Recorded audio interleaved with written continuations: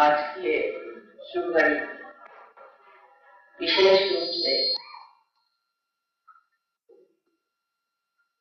मेरे हृदय में जाने कितने दिनों से बात है।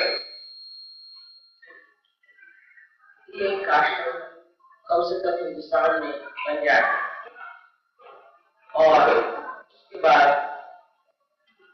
और कोई आश्रम बन सकते हैं। हम लोग सब चीज ईमानदारी से करना चाहते हैं, लेकिन इस कलयुग में ईमानदारी से जो काम किया जाता है उसके लिए काफी विपत्तियां और तकलीफ संकट उठाने पड़ते हैं। हालांकि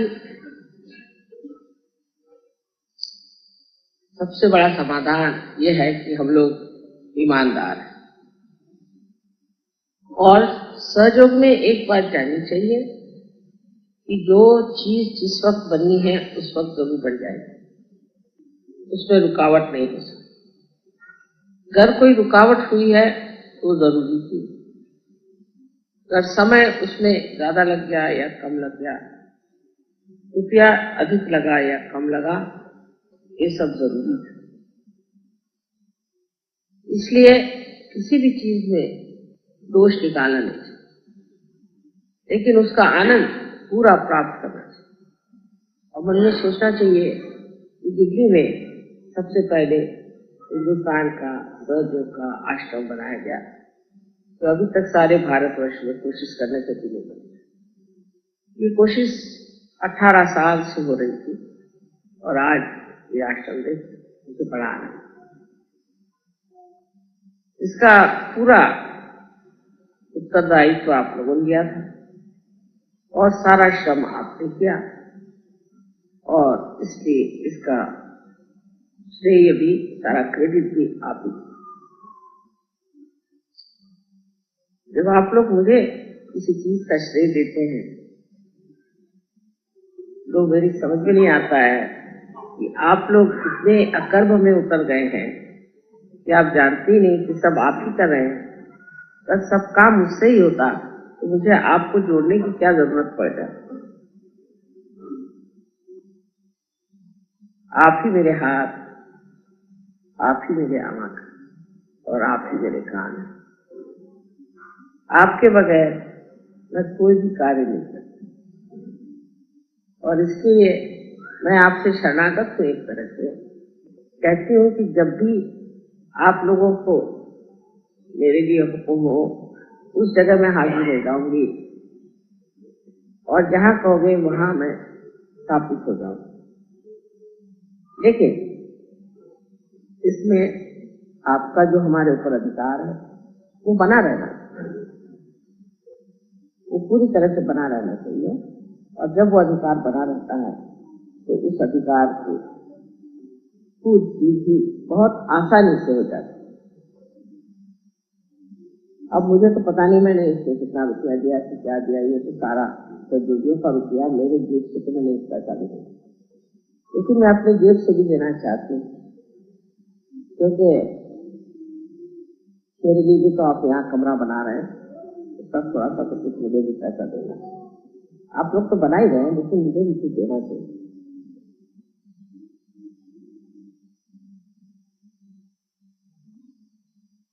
सहयोग एक आनंद का पर्व, एक आनंद का सागर। हर चीज से आपको आनंद जब मिले तो सोचना चाहिए कि आप सहयोग की संवेदनशीलता को प्राप्त कर दिए, लेकिन आप पे वो आनंद, उसकी प्रचिति न हो तो सोचना चाहिए कि आप में अभी कमी है।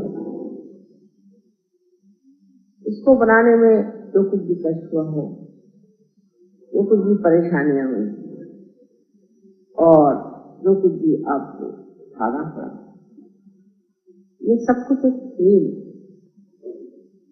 ये सब एक खेल।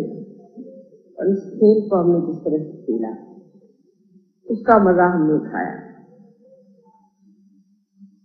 घर बनाना, मकान बनाना, विश्व बनाना, ये सब एक खेल।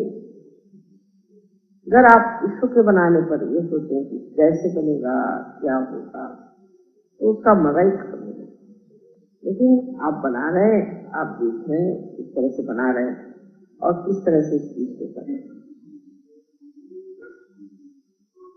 सिर्फ आपका चित्त अगर स्वच्छ हो, चित्त शुद्धि हो और चित्त में यही विचार हो कि कोई चीज करनी है और ये परमात्मा के कार्य के लिए हम कर रहे हैं, तो आनंद द्विगुणित हो जाता है और भी बढ़ जाता है। उसकी लहरें और भी आपको लपेटती चली जाती है और आप बड़ी गहरी ऐसी एक अनुभूति में जाते हैं जाकर आप कहते हैं कि अब मस्त हुए, फिर क्या बोले। वही हाल आज मेरा हो रहा है। ये सारा देख करके, वैसे तो सारा विश्व ही बनाया, लेकिन ये जो भी बनाए, जैसे गुड़िया के खेल में जब आप कुछ गुड़िया का छोटा सा घर बनाते हैं, तो उसको देख करके बड़ा अद्भुत सा आनंद होता है। ऐसा ही इस विश्व में बसा हुआ ये हमारा आश्रम, इसके प्रति मुझे वही एक अनुभूति प्रतीत हो रही है। आज का दिवस भी बड़ा शुभ है। क्या शिव तत्व के दिन, इस दिन हमारे अंदर शिव तत्व प्रकटित होता है। वो आज का दिन, जिस दिन शिव जी की पूजा की जाती है। शिव मने जो अटूट, अटल, अविनाशी। और आज के दिन कोई ऐसी चीज बन गई जो अटूट, अचल और अविनाशी, इन तीन स्तंभों को प्रकाशित करने वाली है। ये तो एक सारे संसार के लिए बड़ी सौभाग्य और बड़ी शुभ बात है। इसे हम लोग इस तरह से समझें कि सारे विश्व में हलचल और दुनिया भर की आफत, कलयुग की घोर यातनाएं और उसका प्रकांड तांडव चला हुआ है। ऐसे वक्त एक मेखला कभी होनी चाहिए जिसको हम पकड़ लें। उस मेखला के लिए एक गणेश का तत्व बिठाना पड़ता है। उस गणेश तत्व को बिठाने के लिए कोई न कोई पृथ्वी तत्व की चीज खड़ी करनी पड़ती है। उसी प्रकार आज गणेश तत्व यहाँ बसाया गया, एक पवित्रता यहाँ लाई गई। ये एक पवित्र मंदिर सा बन गया है और यहाँ से पवित्रता सारे संसार में घूम सकती है और उसका जो कुछ भी कार्य है वो बहुत सुचारू रूप से हो सकता है। हर तरह का आक्रमण, आतताई लोगों को ये एक छोटा सा दिखने वाला आश्रम ही बहुत कार्य करता है। तो जिसे कहते हैं कि न्यूक्लियस, इस तरह से ये एक भारतवर्ष में आज न्यूक्लियस सर्वप्रथम संसार में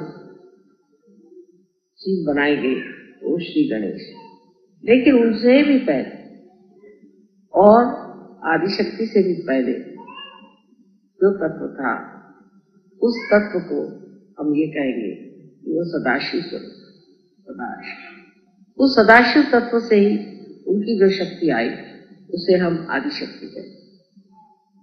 तो सबसे पहले जो चीज संसार में रही और रहती है, हमेशा रहेगी, वो चाहे सुप्तावस्था में होती है, तब कोई सी भी सृजन, क्रिएशन नहीं होता है, लेकिन जब वो जागृतावस्था में रहती है तब सारा सृजन होता है।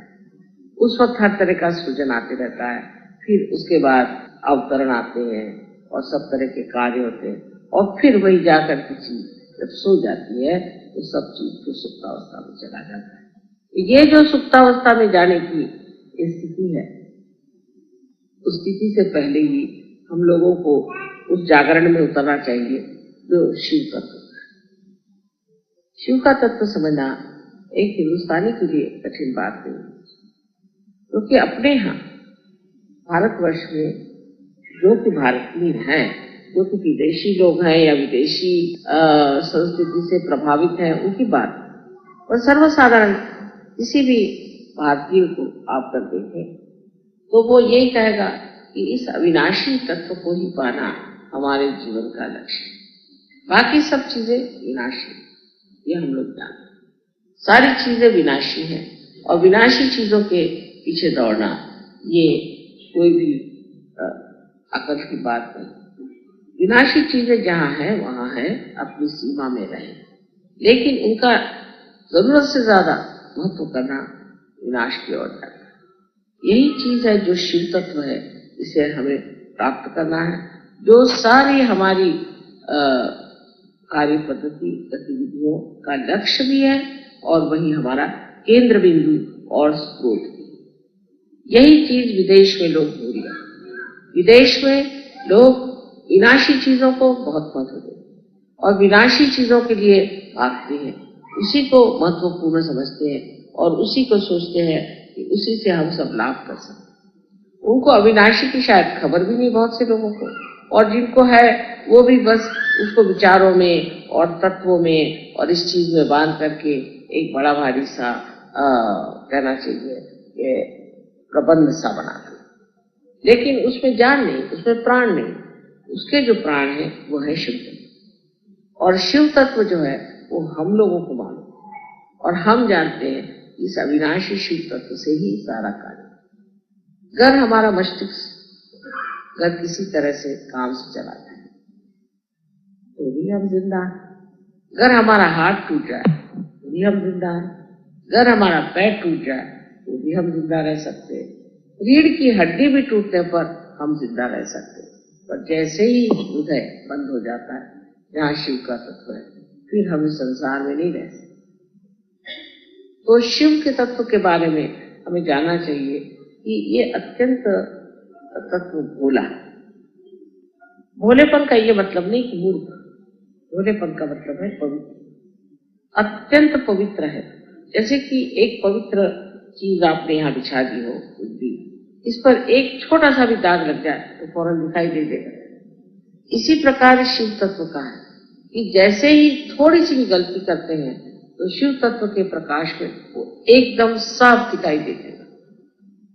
अब इस शिव तत्व को अगर आप ऐसा समझे कि हमारे जीवन में इस शिव तत्व का क्या उपयोग, तो जो आज आप चैतन्य को जानते हैं, चैतन्य की जो आपके अंदर अनुभूति होती है, ये ही शिव तत्व का प्रकाश है।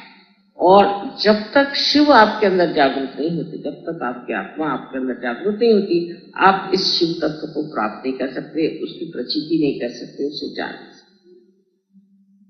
उसकी प्रचिति होना ही एक बोध है। इसी को विद कहना चाहिए, जो वेद है। इसी को नॉलेज कहते हैं, जो ज्ञान है। यही शिव तत्व को जानना। अब शिव तत्व है या नहीं ये तो आप जानते, इसमें आपको शंका नहीं है कि शिव तत्व है या नहीं, किंतु शिव तत्व पे हम जमे हैं या नहीं ये सोचना। शिव तत्व का सबसे बड़ा कायदा ये है, ये प्रेम, प्रेम का स्रोत, प्रेम का लक्ष्य, प्रेम का केंद्र। ये प्रेम सबसे बड़ी चीज अपने हृदय को खोल। शिव तत्व को अपने में समाने का मतलब है अपने हृदय को खोल, हृदय को खोल करके बिल्कुल खुली तबीयत से रहना। इसके विरोध में क्या क्या चीजें बैठती है वो हमें देखना। इसके विरोध में जब हमें एक तो स्वार्थ, मैं, ममत्व, मैं, मेरा पति, मेरे बच्चे, मेरा घर, जहां ममत्व शुरू हुआ वहां शिव तत्व खत्म होने लगा। अब शिव जी को देखिए कहाँ रहते, कैलाश पर, जहाँ कोई भी नहीं रह सकता, वहां बसे हुए। कपड़े क्या पहनते हो तो आप जानती हैं, अलंकार उनकी क्या है, जिस बस्ती में वो पहनते हैं वो भी आप जानते हैं, लेकिन उनको कोई आराम की जरूरत है। तो मुझे कौन सा आराम मिलेगा। हम लोग पहले सोचते हैं भाई वहां जा रहे हैं तो वो कितने स्टार होटल है, वहाँ क्या इंतजाम होगा, वहाँ ये चीज ठीक होगी या नहीं होगी, वहाँ किस तरह से रहने को मिलेगा, वहाँ कौन सा इंतजाम होगा और किस तरह से खाना होगा, वो इस चीज की परवाह है। शिव तत्व वालों का पहली पहचान है वो मस्ती में कहीं भी रहते। आप उनको जंगल में सुला दीजिए तो जंगल में आराम से महलों में रख दीजिए तो महलों में आराम है। जहां है वहां वो शिव है, उससे ऊंची कोई चीज है ही नहीं जिसका वो आनंद उठा सके, क्योंकि स्वयं आनंदमय होने की वजह से। और किस चीज से आनंद उठाना, बाकी तो सब कचरा ही है। जो असली परम चीज है वो उन्होंने पाई है अपने अंदर में, शिव की, और उस शिव के आनंद में ही वो पूरी तरह से जमे हुए हैं। तो उनके लिए ऐसी कौन सी विशेष चीज होगी जो उनको दबा सकेगी या उनको मोहित कर सकेगी? ऐसी कोई सी भी चीज उनके लिए नहीं। इसी से आप जान सकते हैं कि अगर हमारे अंदर शिव तत्व चलाता है तो पहले तो हम ऐसे इंसान हो जाते हैं जिसे कहते हैं अवलिया। माने आप कहीं भी सो लीजिए, आप कहीं भी बैठ लीजिए, कहीं भी खाना खा लीजिए, किसी वक्त भी खाना खा लीजिए, कितना टाइम है सो लें, और ये घड़ी जो है ये बंद हो जाती है, क्योंकि आप कालातीत हो। किस वक्त जाना, किस वक्त आना, किस वक्त क्या करना, उसका विचार ही नहीं रहता। सब ये कि हो रहा है, जो भी चल रहा है ठीक है, अभी यहाँ बैठे तो यहाँ बैठ गए, कल कहीं तो वहां जाके बैठ जाए। उसमें ये विचार ही नहीं आता है कि भाई अब टाइम हो रहा है, चलो अब वहां पे ऐसा करना है, ये करने का है। ये सब दिमागी जमा खर्च उसमें होती है, क्योंकि जो हो रहा है वो काल चक्र के हिसाब से ठीक ही हो रहा है। इसीलिए मैंने कहा कि ये कब बनेगा, कैसे बनेगा, उसके लिए व्याकुल होने की बात। जब इसके लायक लोग हो जाएंगे तब ये पूरा हो जाएगा। जब इसमें रहने लायक लोग हो जाएंगे तभी ये पूरा होगा। नहीं तो यहाँ पर क्या कौन रहेगा? जानवर आके रहेंगे, चिड़िया पंछी रहेंगे। मैंने तो इनसे कहा था पहले तय कर लो दिल्ली वाले कौन रहने वाले हैं यहाँ पर। उनका माँ आप तो रहेंगे। मैंने कहा मैं कौन से आश्रम में रहने वाली हूँ ये बता दीजिए। तो एक मेरे लिए मत आश्रम। आप में से कितने लोग आश्रम में रहना चाहते हैं ये पहले जानिए, क्योंकि हिंदुस्तानी तो बहुत ही ज्यादा सीमित है। उसको तो अपना घर चाहिए, अपनी बीवी चाहिए, अपने बच्चे चाहिए, और बीवी पे रोक जमाने के लिए चाहिए। ऊपर से ये कि उनको मोटर चाहिए अपनी, अपना, मेरा, ये चीज मेरी, ये मेरी चीज है, मेरे बच्चे मेरे पास हैं, मेरी बीवी मेरे पास है। कितने लोग ऐसे हैं कि जो सामूहिक तरीके से रह सकते हैं मियां बीवी। परदेश में ये प्रश्न नहीं। परदेश में तो अगर आश्रम बना तो खट से बन जाता है, क्योंकि सब अपना बिस्तर वगैरह लेकर के चले आते। अभी क्या हुआ, तो घर भर बेचते, अब तो हम आश्रम में रहते। अब हमारे सारे प्रश्न ही छूट गए, क्योंकि अब न तो घर का किराया देने का, न कोई आफत, न कोई चीज, बस यहाँ रहेंगे, सामूहिक में रहेंगे, जो कुछ पैसा देना है वो देंगे और अपना आराम से रहेंगे। सब लोग मिलकर काम करेंगे और कोई प्रॉब्लम नहीं। कोई आफत आई तो सब लोग मिलकर उठा लेंगे, और कोई ऐसी विशेष बात हुई तो उसका भी आनंद सब लोग उठा लेंगे। वो तो इतने खुश हो जाते हैं कि इसमें कुछ हमें मिल गया, जैसे हम किसी चीज के हो गए, जिसको कहते हैं बिलोंगिंग। किसी चीज को हम बिलोंग कर गए और हम लोग हैं छुटक छुटक घूमे रहते हैं। अच्छा, उस घर में भी, घर के अंदर भी फिर झगड़े शुरू होते हैं कि साहब ये बड़ा लड़का है, ये छोटा लड़का है, ये बड़ी बहू, ये छोटी बहू, फिर उसका बच्चा, फिर मेरी बहन, फिर ये ठिकाने, उसमें भी झगड़े। क्योंकि ये जो रिश्तेदारी है ये कृत्रिम रिश्तेदारी, ये असली रिश्तेदारी है। कोई किसी का बेटा हो जाए तो इससे उसका रिश्ता नहीं। अगर होता रिश्ता, अगर बनता तो झगड़ा क्यों होता है? मतलब इसमें वास्तविकता नहीं। उसमें फिर छोटी छोटी बात की मांग क्यों होती? एक दूसरों में प्यार क्यों नहीं होता? तो जिस तरह से हम आपको कहते हैं कि बाहर के धर्म सब झूठे हैं, इसी तरह से बाहर के रिश्ते भी सब झूठे। एक एक आदमी को इसकी प्रचिति आएगी। अब कोई कहेगा साहब मेरी माँ को बुला दीजिए, माँ को बुला दीजिए। लंदन में हम थे, एक साहब मेरी जान को लगे। तो मैंने कहा अच्छा भाई तुम इतने पीछे पड़े तो माँ को बुला दे। जब माँ को बुला दिया तो वो रोज कहे माँ इससे तो मुझे छुटकारा करे, मेरी जान खा ले, इसको कैसे? मैं कहा पहले तो कह रहे माँ को बुलाओ, माँ को बुलाओ, मेरी जान खा ली। अब ये कि इसको यहाँ से निकालने की कैसे कोशिश करूं, मैं कैसे इसको निकाल कर दूंगी, मेरी सर खा। तो मैंने कहा पहले बुलाया क्यों और अब भेज क्यों रहे? वजह ये है कि ये जो रिश्ता था ये रिश्ता सच्चा है, झूठा है। अगर सच्चा रिश्ता होता तो एक प्रेम में विभोर मनुष्य है, उसमें ये नहीं भावना आती कि ये मेरा है। मेरा की जो भावना है ये झूठी भावना है, ये सच्ची भावना बिल्कुल नहीं। अगर सच्ची भावना आती तो आप मुझे बताइए कि कौन से रिश्तेदारी में आपने देखा है कि एक आदमी को शिकायत हो जाए तो सारे लोग उसके साथ खड़े हो जाए। उल्टे अगर आप सहयोग में आए तो आपकी टांगे खींचेंगे। अगर आप सहयोग में आए तो आपसे कहेंगे चलो फिर हमें ठीक कराओ, तो तुमने हमें ठीक नहीं कराया तो हम तुम्हें सहयोग में नहीं जाएंगे, फिर और भी तमाशे खड़े करें। क्योंकि शिव तत्व ही सत्य है, बाकी सब असत्य है। और शिव तत्व का रिश्ता आप जानते हैं वो चैतन्य से। इस प्रकार की जब आप चैतन्य को महसूस करते हैं, आप जानते हैं कि चैतन्य है, तो आप समझ लेते हैं ये जो दूसरा सामने बैठा है इससे कितना आनंद कितना। एक बार कलकत्ते में एक साहब मेरे पास आए, वो मेरे पैर पे आते साथ 8-10 वहां जितने भी सहयोग थे दौड़े दौड़े। क्यों, क्या हुआ? जाने क्या एकदम से तो बड़ी चढ़ती एकदम खुल गई। हमने कहा जाके देखे माँ को क्या एक रियलाइज के सामने। अब वो सब खड़े हुए, वो बेचारा झुका ही बैठा बैठा, उसको तो छोड़ो, पकड़ लिया उसको। उसका जो आनंद आ रहा था जैसे कि गुलाब के फूल से भी ना आए ना कमल के फूल से आए, ऐसे उसका मजा उठा रहे। यह असली रिश्ता हुआ कि बैठे कहाँ थे वहां से भागे भागे, क्या मजा आया। जब ये मजा आने लग गया तब रिश्तेदारी, यही असली दोस्ती है, यही असली सहयोग की प्रेरणा, प्यार और उसका आनंद। ये सिर्फ शिव तत्व से हो सकता है।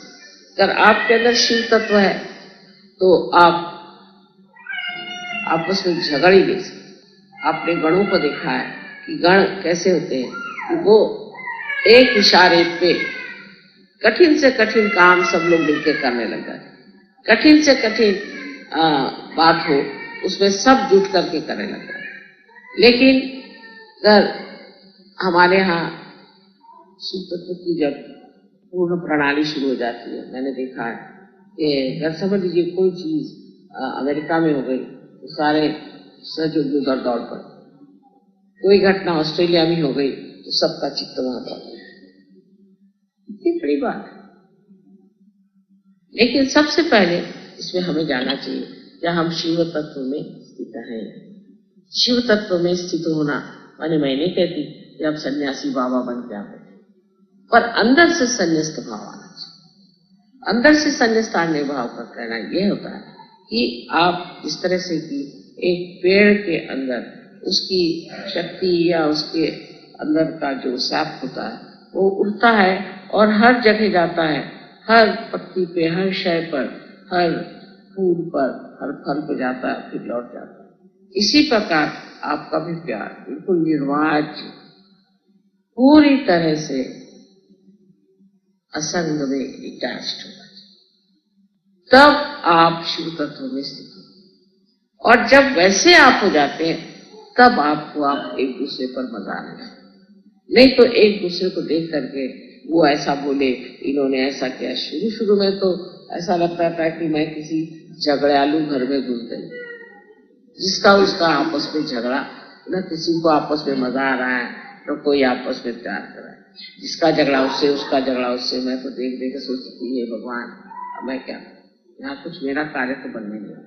लेकिन धीरे धीरे दिमाग ठंडे हो गए, शिव तत्व अंदर स्थापित होने लग गया और अब लोग आपसी प्रेम को आनंद से भोग रहे हैं और जान रहे हैं कि आपसी प्रेम जो है यही सबसे बड़ी।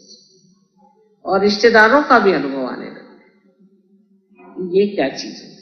अपना रिश्ता एक ही चीज से होता है, वो है शिव तत्व। जिस आदमी में शिव तत्व नहीं, जिस आदमी में वाइब्रेशंस नहीं, जिसके वाइब्रेशंस ठीक नहीं है, उस आदमी से आपका रिश्ता हो ही नहीं।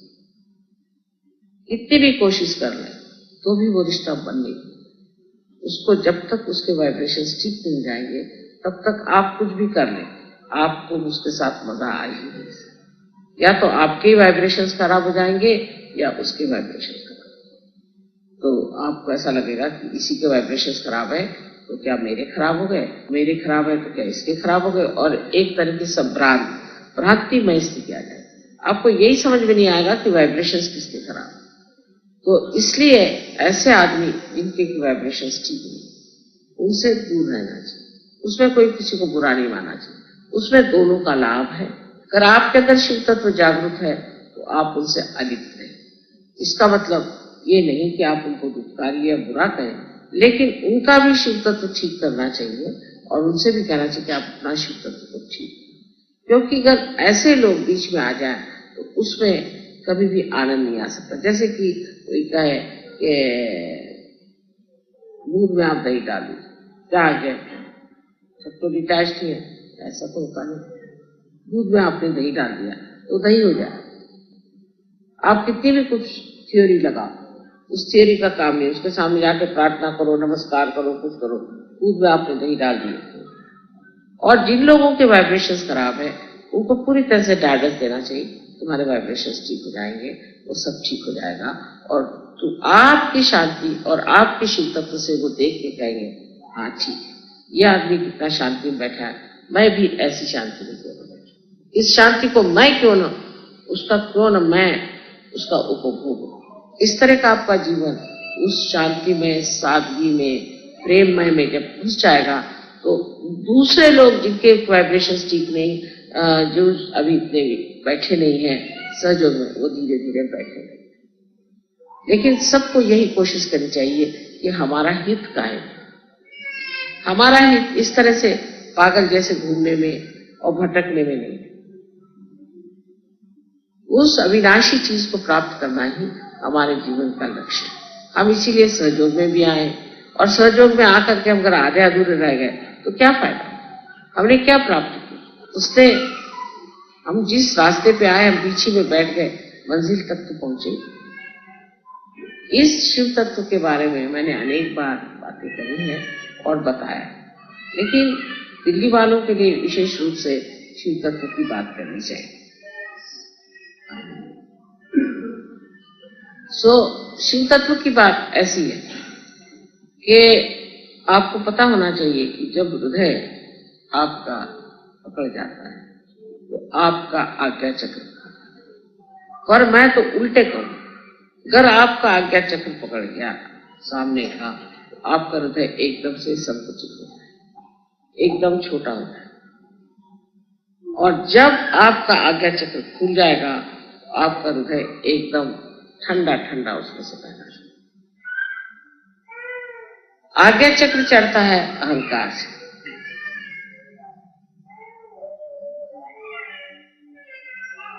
क्योंकि आप इस राजधानी में रहते हैं और सब घोड़े पे सवार लोग हैं।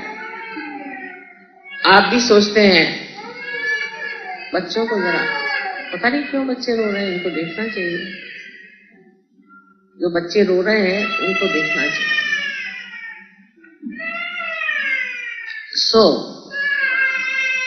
दिल्ली शहर में मेरी जब शादी होके आई तो मुझे लगा कि ये कोई अजीब दुनिया है। यहाँ लोग चलते तो जमीन पर है, पर गर्दन उनकी ऊपर ही चलती है। और आप जब तक कूद के उनसे बात नहीं करिए, उनको कुछ समझ में नहीं आए। एक अजीब अहंकार की दुनिया। जब उस टाइम में जब देखा, जबकि मैं बहुत छोटी और भोली सी थी, मुझे हंसी आती थी कि ये सब पागल लोग जा कहाँ रहे,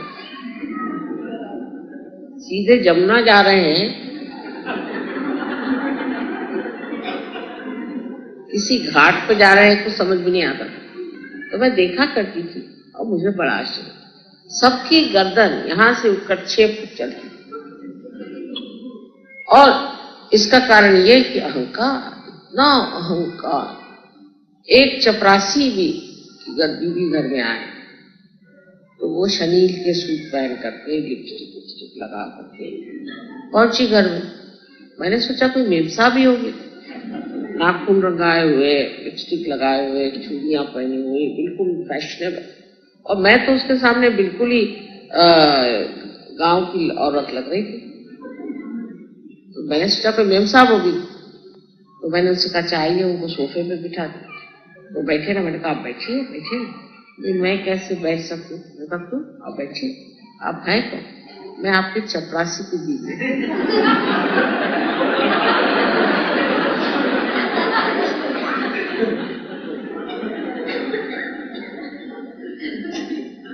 तो मैंने कहा कोई है, बैठ जाइए अब आप। और फिर इतनी उसमें घमंड थी मैंने देखा कि उतनी तो कलेक्टर के नहीं हुई। तो मैंने कहा जब इनका ये हाल है तो कलेक्टर की भी क्या होगी।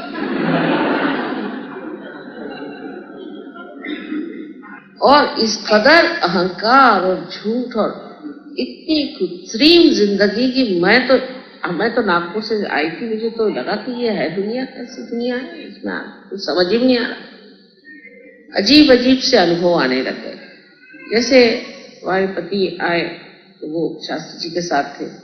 समझ ऐसा दुनिया में तो बड़ी भारी नौकरी, मुझे तो समझ में नहीं आता इसमें क्या बड़ा भारतपन है। तो एक हमारी सहेली हमें मिली, वो हमारे कॉलेज में पढ़ती थी, वो तो हमसे बात ही नहीं करे। तो मैंने कहा कि भाई नमस्ते नमस्ते, क्या तुम कहाँ रहती हो? तो तब हमें एक मीना बाग में एक जगह मिली। पहले मीना बाग में रहती हो? हमारे पति क्या करते हैं? अरे कुछ करते ही हैं, सरकारी नौकरी है, ऐसा भी क्या तो आफ्टर ऑल ये मीना बाग में तुम रहती हो, किससे शादी करी तुम?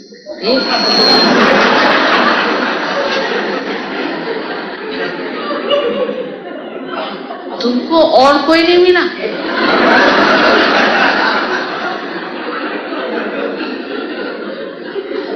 मैं कभी, मेरे पति तो बहुत अच्छे आदमी है, बहुत अच्छे। अरे उसको क्या चाटना है, तुम क्या मीना बाग में रहती?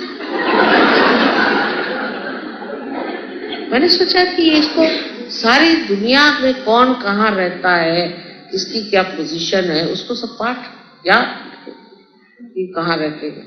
कहा तुम कहाँ रहती? कल मैं तो वहां रहती हूँ राउजा में। मैं कहा वो कहा? वो पुल के पास। कहा तो दूर होगा ना जरा यहाँ से। अरे तो क्या मेरे पास पेपर है, उसमें क्या है, कहीं भी हो, रहते तो शान से। मेरा पति तो ये है, मेरा पति। पहले तो मेरे यही नहीं में समझ में आता था कि एडिशनल, अंडर, ये सारे प्रीपोजिशंस का क्या मतलब है। मेरे हस्बैंड से मैं पूछती थी कि एडिशनल और अंडर में क्या फर्क है। वो कहने लगे वैसे तो तुम्हारे पास बहुत ज्यादा अक्ल है, लेकिन तुम 3 पत्ती नहीं खेल सकती, उसमें तुम्हें याद नहीं रहता कौन सी चीज हायर लोअर है, और ये तुम्हें ब्यूरोक्रेसी याद ही नहीं है। तो मैंने कहा साहब मुझे समझ में नहीं आता है कि सारे प्रीपोजिशंस हैं, उसमें ऊपर नीचे क्या होता है। बहरहाल जो भी हो, तो वो बहुत मुझसे बिल्कुल दूर भाग के खड़ी हुई कि ये तो कोई क्लब की दीदी है कि क्या, जो भी सोचा हो पता नहीं। तो मैंने उनसे ये कहा कि भाई ठीक है, मैं मीना बाग में रहती हूँ, तो इतने नाराज होने की कोई बात नहीं है, जो सरकार ने हमें जगह दी हम रहते। तो कहने लगे कि इतने में मेरे पति आए। तब तो भाई यहाँ तो सब लोग नमस्कार कुर्सी को करते हैं, चाहे जो भी। तो वो आते ही साथ सब नमस्ते नमस्ते नमस्ते नमस्ते, तो ये भी नमस्ते करने लगे। तो उससे कहने लगे तुमने क्यों नमस्ते किया? वो तो मेरे पति है ना, उनको क्या नमस्ते कर? ये तुम्हारे पति है, फिर तुम मीना बाग में क्यों रहती?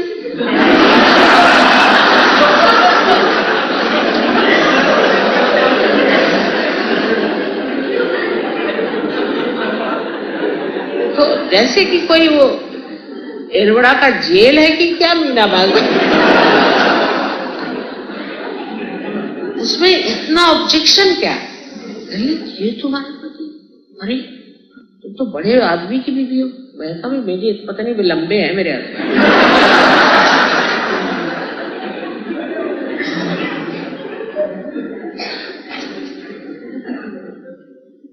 तो कह ले तुम तो मेरी गंवार, तुमको तो वो फलानी जगह में कोठी मांगनी चाहिए थी। मैंने कहा काहे के लिए?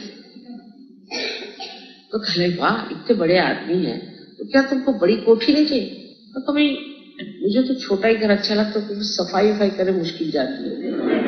तो कहले क्या तुम्हारे घर में नौकर नहीं? मैंने कहा है, पर उसको बहुत ज्यादा काम पड़ेगा ना, तो बेहतर है छोटा ही घर अच्छा है।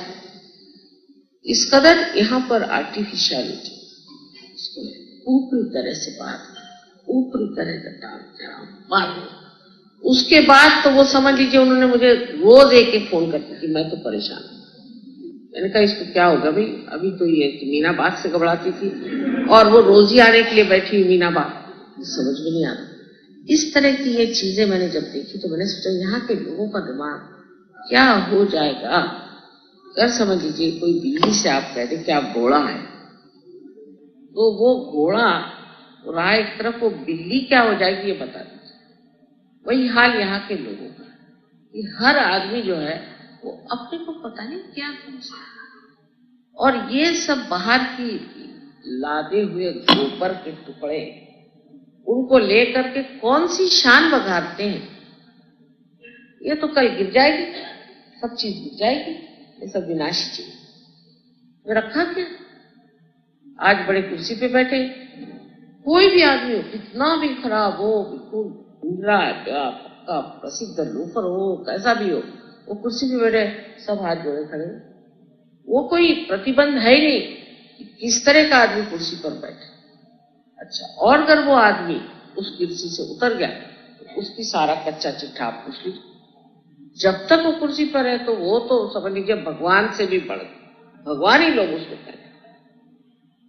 आपको आश्चर्य होगा कि बहुत से लोग उस सभा में जब आते थे हमारे हस्बैंड को मिलने, तो पूछते थे वो भगवान जी हैं। तो मैंने कहा कौन भगवान जी? तो साहब वो भगवान जी हैं, भगवान जी। तो मैंने कहा फिर शास्त्री जी कौन? अरे वो परम भगवान। आप कौन? मैंने कहा यहाँ मैं नौकरानी हूँ। तो तब से मैं अपने पति को भगवान जी चिढ़ाती हूँ, कहना बस करो आप, मुझे मत चिढ़ाया करो। इस कदर का घमंड, इस कदर का जोर, इस कदर की जबरदस्ती, और उसमें एक औरतों में जो एक विशेष रूप से एक विचार आता है कि ओ इसकी तो, मुझे तो यही नहीं पता था कि मेरे पति कहाँ, कितना, क्या उनकी पोजीशन है। और उन लोगों को तो सारी सिविल लिस्ट मालूम, उनका नंबर इतना तो उसका नंबर उतना तो उसका ये। मैंने कहा ये क्या घोड़े की लिस्ट बना रहे हो? ये किस लिए तुम इस तरह की बातें कर? और उन लोगों की बातें मुझसे समझ ही में मेरे आती नहीं थी, क्योंकि बैठे बैठे डिस्कशन करती रहती थी, इसको ये प्रमोशन मिला, उसको वो प्रमोशन। अच्छी भली पढ़ी लिखी औरतें, एजुकेटेड, हम लोगों के साथ पढ़ी लिखी औरतें थी, वो ना कुछ पढ़ना, ना लिखना, ना कुछ जानना, ना कोई बातें, बस ये पति की नौकरी कौन सी, उसी के एक प्रकाश में मार अपने को कुछ।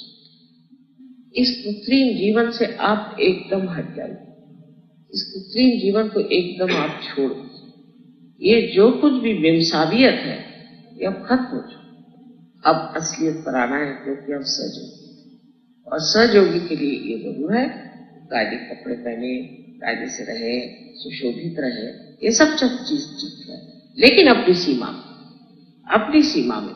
और इस कृत्रिमता को जब आप हटाएंगे तभी आप देखिएगा कि अंदर वो शिव तत्व आपके अंदर चमक रहा है, आपकी जो शान है वो देख रहे दुनिया, कहते कि है ना एक वो ऐसी एक आप है, आप मिले, आप क्या चीज।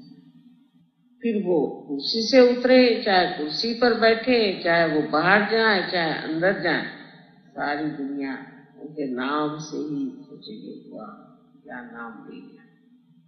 ये सहयोगी की बात है। एक ऐसा चरित्र होना चाहिए, एक ऐसा विशेष स्वरूप होना चाहिए कि जो कहे कि शिव जी जो थे वो तो राक्षसों को भी क्षमा कर। इस प्रकार इस शिव तत्व को हमने मान्य कर लिया और उनका क्षमा तत्व हमारे अंदर जब बस गया तो हमें कोई सता ही नहीं सकता, कोई दुख ही नहीं दे सकता, क्योंकि जब हमें याद ही नहीं रहा इसने क्या तकलीफ दी तो हमें कौन सा दुख हो। इस शिव तत्व में उतरने के लिए सबसे पहले आपको समझ लेना चाहिए कि बिल्ली बिल्ली है, एक घोड़ा नहीं, और बिल्ली पे बैठा नहीं जाता, नहीं तो बिल्ली मर जाती।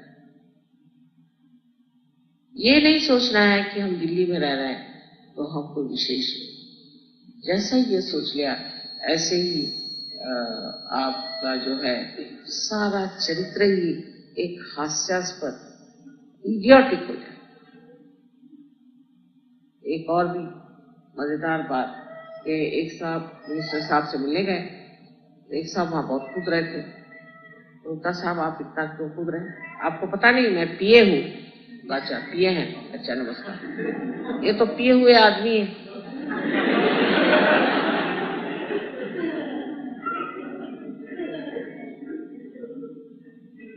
तो इस प्रकार इस दिल्ली का बहुत अनुभव मुझे आया, और उसमें भी मेरे जैसी एक दो गवार औरतें थी। तो हम लोग बैठे बैठे धर्म की चर्चा और इसकी चर्चा करते थे, बहुत कम, लेकिन अधिकतर सब ने ऐसी बातें। जो लड़कियां हमारे साथ कॉलेज में पढ़ती थी, इतनी सीधी सरल सादगी से रहने वाली, उनको पता नहीं एकदम उनके पर कैसे चढ़ जाए। फिर हर चीज में ये मेरा घर है, एक अगर उनका नैपकिन खो गया तो वो सारे ब्रह्मांड को फोन करेंगे, भाई तुम गलती से मेरा नैपकिन तो नहीं ले। अरे भाई एक गया तो गया, चूल्हे में गया। एक किसी का चम्मच खो गया, उसके लिए वो सारी दुनिया में फोन करेंगे कि भाई वो एक मेरे यहाँ से चम्मच खो गया। ये शर्म भी नहीं आती किसी चीज, ये बेशर्मी से इस तरह की कंजूसी की बातें करना। और ऊपर से आप लिपस्टिक लगाओ, ये बनाओ, अपना श्रृंगार करो, और अंदर से तो आप इतने तुच्छे छोटे तबीयत के लोग, उनको क्या इतना महत्व देंगे जो कि छोटी छोटी चीजों के लिए, इतनी बर्बाद चीजों के लिए परेशान है। कभी कभी तो आश्चर्य हो जाता है कि किस तरह से ये लोग अपने को इतना बड़ा बना के दिखाते हैं और होते हैं कितने तुच्छे, कितने लो लेवल। उनसे तो एक चीज नहीं छूटती, एक इतनी सी चीज किसी के पास रह जाए उनके प्राण निकल जाए, वो सब अपने साथ ले जाने वाले। तो शिव तत्व में जब हम अविनाशी चीज को सोचते हैं तो संसार की सारी चीज जो है वो हमारे लिए क्षणभंग है। किसी चीज का महत्व उसके पीछे छिपी हुई या उसमें अंतर्हित जो चेतना है, उसी का प्यार। जैसे मैंने आपसे बताया था कि मैं कश्मीर गई थी, तो वहां 5 मील दूरी पर मुझे वाइब्रेशंस आए। मैं ड्राइवर से कहा कि यहाँ से चलो, वहां से चलो। वो मुझसे कहने लगा यहाँ तो कोई चीज नहीं। मैंने कहा नहीं चलिए, यहाँ कुछ होगा नहीं। जाके देखा तो बहुत मुसलमानों के ऐसे छोटे छोटे घर थे। आगे जाके पूछा यहाँ क्या है, पहले यहाँ हजरत इकबाल का एक बाल है। मेरे अभी लोग क्या करेगा, एक बाल हजरत इकबाल माने कौन, मोहम्मद साहब। एक बाल वहां रखा हुआ था और 5-6 मील पे मैंने उसे पकड़ा। एक वाइब्रेशन से आप सोच लीजिए कि एक बाल में क्या शक्ति होगी। इसी तरह से ये आपका जो आश्रम है, इसकी मिट्टी, पत्थर, सीमेंट जो भी लगा है उसका महात्म्य नहीं है, लेकिन इसके अंदर बसे हुए मेरे बच्चों का महात्म्य है। इन्होंने अपनी मेहनत से, प्यार से इसे बनाया और हर चीज इसकी वाइब्रेट करे। आगे लोग मेरा फोटो न मिले तो इसी के बाहर बैठ करके वाइब्रेशन दे। तो ये आपके ऊपर निर्भर है कि जब आप इसके अंदर आए तो याद रखें कि आप अपने शिव तत्व को जागरूक करने आ रहे हैं, शिव तत्व को पाने आ रहे हैं, उसी को जानने आ रहे हैं। और जिस आदमी में शिव तत्व होता है वो आनंदमय है, हंसता खेलता है। जिन लोग सीरियस होते हैं उनको रोज चाहिए अपने मुंह पे 2 थप्पड़ मार, क्योंकि मैं जब देखती हूँ तो मेरा ही मन करता है कि 2 थप्पड़ इनको लो। जब आपके अंदर शिव तत्व जागृत हो गया तो आप इतनी मनहूस शक्ल बना के क्यों आए? और सवेरे से माफ करो, माफ करो। भाई काहे कि माफ करो, सवेरे से चलता है माफ करो, माफ करो, माफ करो। मैंने कहा देखो फिर से मत कहना माफ करो, नहीं तो 1 लगाऊंगी। क्योंकि बात यह है कि हम लोग तो शिव तत्व को प्राप्त है और हमारे अंदर आनंद की ऊर्मियां उठ रही हैं। हम सीरियस कैसे हो सकते हैं? कोई हमारे घर में कोई मातम हो रहा है कि कोई मर गया? और ये भी एक बीमारी उत्तर हिंदुस्तान में है, खासकर आदमी लोग जब उनके बीवी के साथ होते हैं तो देख लेना चाहिए, तो ऐसा मुंह लटका लेते जैसे स्मशानी में चले जाते। कभी मैंने इधर के आदमियों को औरतों से हंसते खेलते बोलते देखा नहीं। ज्यादातर तो कहते हैं हमारे भैया लोग जो यूपी के हैं कि जिस आदमी आगे चलता और बीवी घूंघट निकाल के 10 कदम पीछे चलता, वो बेचारी देखती चलती कि उनका चमरौधा कहाँ जा रहा है उसके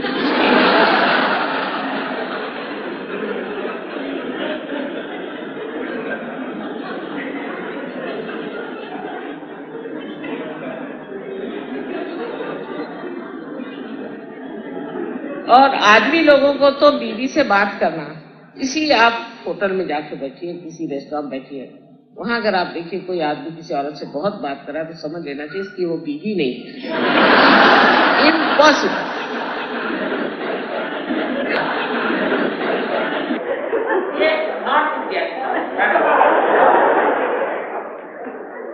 क्योंकि बीवी से बात करते वक्त उनको पता नहीं क्या बिच्छू काट जाता है कि और ये इतना कॉमन एक्सपीरियंस मैंने देखा है कि बीवी वो घर में खाएगा, उससे बात भी नहीं करने का, ना उसे कहीं बाहर ले जाने का, उससे कोई कंपेनियनशिप नहीं। और शिव और पार्वती ये दोनों अटूट संबंध से लगे, जैसे चंद्र और चंद्रिका जैसे अटूट संबंध। किसी और के साथ उनका संबंध चल ही नहीं सकता और आनंद आ ही नहीं सकता, क्योंकि स्त्री उनकी शक्ति है और यही कार्य वो करती है जो ये चाहते हैं। इतना आपस में मधुर उनका संबंध है और किस तरह से आदान प्रदान और किस तरह से आनंद। तो आदमी जो है वो हंसता खेलता रहे, औरतें जो है वो भी हंसती खेलती रहे और आपस में बड़ा प्रेम और आनंद आता रहे, उसे कहना चाहिए ये जो है ये शिव और पार्वती का तत्व हो जाता है। शिव अपने ढंग से, पार्वती अपने ढंग से। शिव जी ये नहीं कहते कि तुम मेरे ढंग से हो जाओ और पार्वती ये नहीं कहती कि तुम मेरे ढंग से, ना कोई जबरदस्ती ना कोई ये, और आपस में एक तरह का बड़ा सा ही अच्छा लास्ट जिसे कहते हैं प्यार मनमुटाव चलता है। शिव तत्व से हमें ये भी समझना है कि जो विवाह हमारे अंदर होते हैं वो तभी पूर्णतया सुखी हो सकते हैं जब पुरुष और स्त्री दोनों ही अपने आनंद को प्राप्त। जब तक स्त्री ये सोचेगी कि मैं आदमी को कितना कब्जा करूं और आदमी सोचेगा मैं अपनी औरत को कितने कब्जे में रखूं, तो उस वक्त में समझ लीजिए यह आनंद खत्म। और इतनी बेवकूफी की बात है जब अपने सामने सब कुछ थाली भर के रखा हुआ, सब आनंद हमारे लिए पूरा भरा हुआ है और हम उससे अछूते रहे।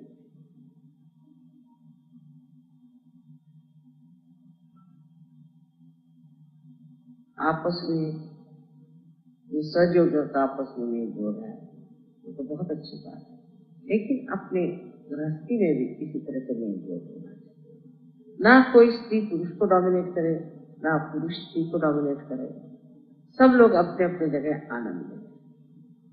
इसमें आपको ये भी है, यहाँ औरतें इसलिए भी चिड़ती आदमी से बहुत, दिल्ली में मैंने देखा उनके पति काम में बहुत व्यस्त रहे। अगर आपके अंदर शिव तत्व, आपके हृदय में शिव तत्व है, इस शिव तत्व से ही आनंद मिलता है। अगर आप चाहें अपने पति से आप आनंद को नहीं पा सकते, उसे सुख पा सकते हो, उससे आप अहंकार को अपने पाल सकते हो, लेकिन पति से आपको आनंद नहीं। आनंद के लिए तो आप ही का अपना शिव तत्व है, उसको पाना। तो फिर दुखी रहने कौन सी बात, अगर उसको काम करना है, मेहनत करना है। हम तो अपने जीवन में आप बताएं तो आपको विश्वास ही नहीं होगा, जितने साल तक हम इंडिया में रहे हमारे पति ने एक दिन छुट्टी ली, सारे एक, वो भी इसलिए छुट्टी ली एक दिन, उस दिन मौलाना आजाद मर गए थे और सब चीज बंदी हो गई। लेकिन मैंने कभी शिकायत, तो मैं अपने आनंद में मगन हूँ, मुझे क्या, वो तो अच्छा ही काम कर रहे हैं, जिसका काम कर रहे हैं, मेहनत कर रही है, वो काम करने दो। और उनके काम की वजह से मुझे भी तो कितने लाभ हो रहा है, तो उनको बार बार सताने से फायदा क्या और तकलीफ देने से फायदा क्या। उल्टे जब वो थक के आए, उनको तकलीफ हो तो उसको देखना चाहिए, उनको आराम देना चाहिए, उनको संभालना चाहिए। ये चीज हमारे यहाँ हो नहीं पाती, इसलिए भी आनंद बढ़ता है। औरतें तो दिन भर आराम करती हैं और शाम को चाहती कि आदमी 12-1 बजे तक उनको घुमाते थे। सो इसमें आपको ये पता होना चाहिए, आपको अगर पूरे रात भी घुमाए आपको आनंद नहीं आने वाला, क्योंकि आपका आत्मा ही जागरूक, आपका आत्मा जागरूक कर हो जाए तो आपको इसकी जरूरत ही नहीं होती। हम दोनों आदमी आज तक कहीं घूमने अकेले नहीं गए आपस में, लेकिन कुछ मुझ में कमी नहीं है, मैं तो मस्त हूँ, मुझे कोई, और उनमें भी कमी नहीं। अगर ये चीज समझ ली जाए कि हमारी आत्मा से ही हम आनंद को प्राप्त करते हैं और जिस सुख को हम सोचते हैं वो विनाशी सुख, तो जब तक आनंद में रहना, आनंद में रहो। ये चीज नहीं की, वो चीज नहीं की, ऐसा नहीं किया, दोनों का भी कहना ये दुख का कारण। आज इसलिए मैं बता रही हूँ कि मनुष्य निस्संग में आ जाए, निस्संग, कोई भी चीज उसको न रोके, जहाँ किसी भी चीज की लालसा, किसी भी चीज की इच्छा उसको न दबाए, तब कहना चाहिए वो सहज हो गया, तब वो सहज हो गया। जहाँ वो किसी भी इच्छा से पूरा नहीं, ये चीज नहीं है चलो दूसरी चीज, वो चीज है चलो दूसरी चीज, ऐसा जो मस्त रहता है आदमी, उसको कहना चाहिए वो सहज हो गया। और आशा है इस दिल्ली शहर में आप इस तरह के लोग तैयार होने वाले हैं और होंगे, क्योंकि अब हमारा आश्रम बन गया है और आज इस शुभ अवसर पे हमने शिव तत्व को प्राप्त किया है, जो आनंद है। लोग देख करके सोचे कि हाँ साहब आनंद होते, और आनंद की जो एक लहर होती है, जो आपस में जो एक उसका फैलाव होता है, देख करके मैं इतनी खुश होता हूँ।